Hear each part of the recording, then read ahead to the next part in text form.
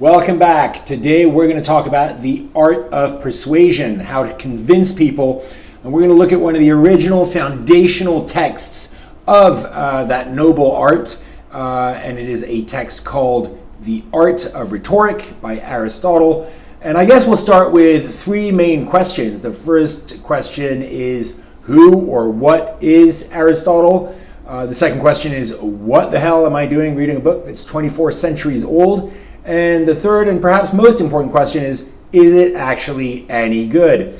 So let's start with who is Aristotle. He was a ancient Greek philosopher. In fact, came from northern Greece, Macedonia, more or less. I'm sure the Greek viewers will be howling at the idea that Aristotle is a Macedonian. But he was basically the third philosopher in a very prestigious line that started with Socrates, who was one of the leading philosophers of Athens. One of Socrates' best pals and mentees, one of his proteges, was Plato, whom we've all heard of as one of the great Greek philosophers who wrote the text, The Republic. And one of Plato's disciples and one of his proteges was Aristotle, who came to study at Plato's Academy in Athens in 390 BC, more or less around then. And they were good pals and philosophers, but gradually they diverged away from each other. And Aristotle was in fact recruited by the king of Macedonia, a guy called Philip of Macedon, to tutor his young son in the art of philosophy, to educate him. And the son of Philip of Macedon was none other than the guy who turned out to be Alexander the Great, who conquered a massive empire going from Greece all the way to India, and is known as one of the greatest military strategists of all time. So I'm always sort of fascinated to think of Aristotle, this great philosopher, and everything he had to know and learn about the world, that he was sharing that with a young boy who would become just this great military leader and this amazing transformational character in world history. So that's sort of a fascinating relationship. Now let's go back to this question of rhetoric and why it's important, and why it was important to Aristotle. It actually goes back to Socrates. Now Socrates, as I said, was one of the great Athenian philosophers, but he was actually executed by the Athenian authorities for corrupting the youth of Athens. Basically, he was having sex with boys and refusing to bow to the Athenian gods, the official Athenian gods, right? So he was convicted after a pretty fake show trial that lasted a very short time, in which there was a lot of emotion and a lot of sort of fake arguing. He was convicted and he was executed, and the way he was executed was that he was made to drink hemlock, very powerful poison, and so Athens basically killed one of its greatest philosophers. And this episode had a profound impact on Plato and later on Aristotle, on what the hell was going on at that trial, that these prosecutors were able to convince people to execute this great philosopher because they were doing all this showy emotional pleading and everything. And so they started thinking about this question of rhetoric, how to convince people. What is it that convinces people to change their minds? What is it that convinces people to execute a great philosopher? And Aristotle, through this book, The Art of Rhetoric, was basically one of the first to say, wait a minute, this is actually a real discipline. This is like a real technique. In fact, the ancient Greeks had a word for this kind of thing called a techne. And this is a real technique. This is a real craft. And we should study and analyze this craft. And so he wrote this book, The Art of Rhetoric. Now, Aristotle wrote a lot of books. He was a polymath. He touched a lot of different subjects. Some of his biggest books, for example, are on ethics. And this is not necessarily one of his most famous books. So he was a sort of Leonardo da Vinci of his time, touched a little bit of everything.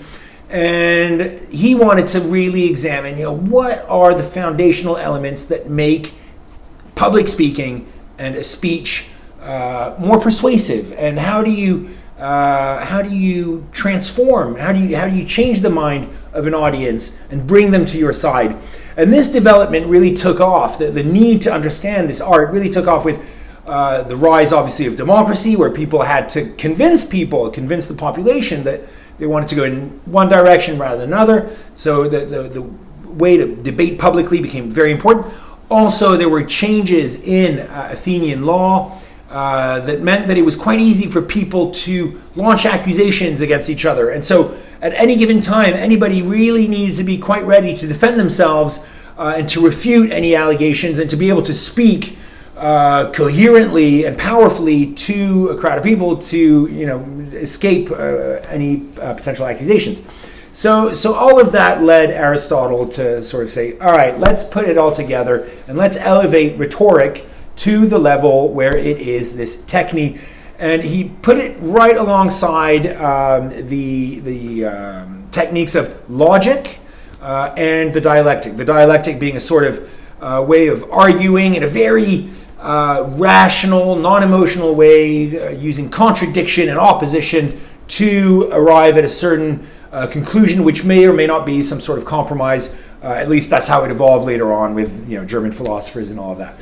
So it became this art form, and in the book, Aristotle really breaks it down.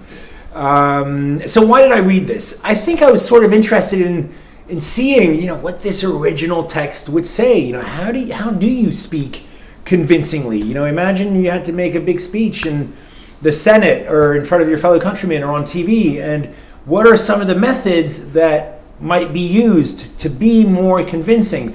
I sometimes think back, for example, to lawyers in big cases. The other day I was watching the cases of the O.J. Simpson trial on Netflix, and O.J.'s lawyers had great rhetoric. They came out with these really convincing lines like, if the glove doesn't fit, you must acquit. And that's a form of rhetoric where you use a rhyming scheme to convince, to really encapsulate an argument in a powerful way. So I was hoping in reading this book to get the wisdom of Aristotle to teach me a few things or two on how to do amazing public speaking. And unfortunately, the book is not very good.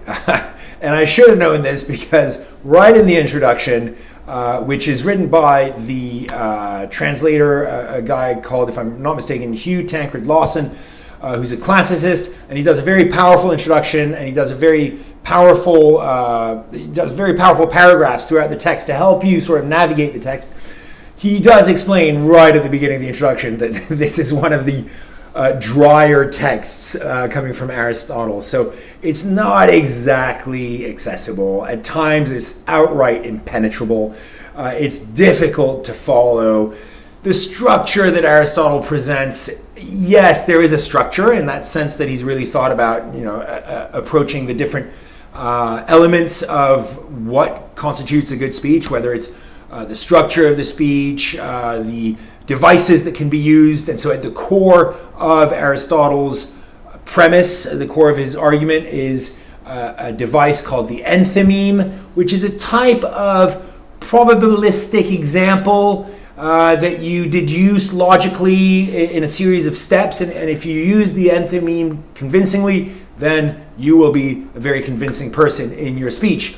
One of the problems is that clearly ancient Greek philosophers had very different ways of thinking and presenting information. So what Aristotle does here, in a way, is there are a lot of laundry lists, and so it gets a bit tedious to read. So, for example, he'll say, these are the ways that men can be aroused in anger. And there's, these lists of bullet points. If they are upset by their wives, if they are upset by their children, if they are upset by a politician who speaks lies, if they are upset by, and these lists go on and on and on. And then sometimes the lists are sort of encapsulated in quite an arrogant way, saying there are only 4 ways that a person can be convinced that, through this, and this. And you think, well, actually, just off the top of my head, I can think of a 5th and 6th way, but maybe that's just the modern world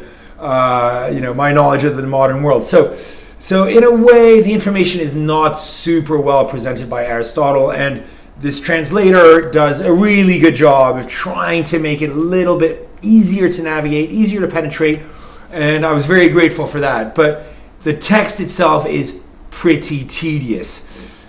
That's not to say that it shouldn't be studied, and I think that for classicists, it's very interesting to look at this original building block of this science, of this branch of philosophy that is rhetoric. How do you build your argument in a logical, coherent way? I think this is the original text that really did that, and so as such, it has great value for classicists. But for us mere mortals who are not classicists, who are just looking for a good way to learn how to speak in public a little bit better, this is a little bit complicated to follow, especially when there are also so many references in the text, like when Odysseus spoke to Athena on Mount, whatever, and he convinced her with his famous iambic pentameter, and you're like, I have no idea what you're talking about.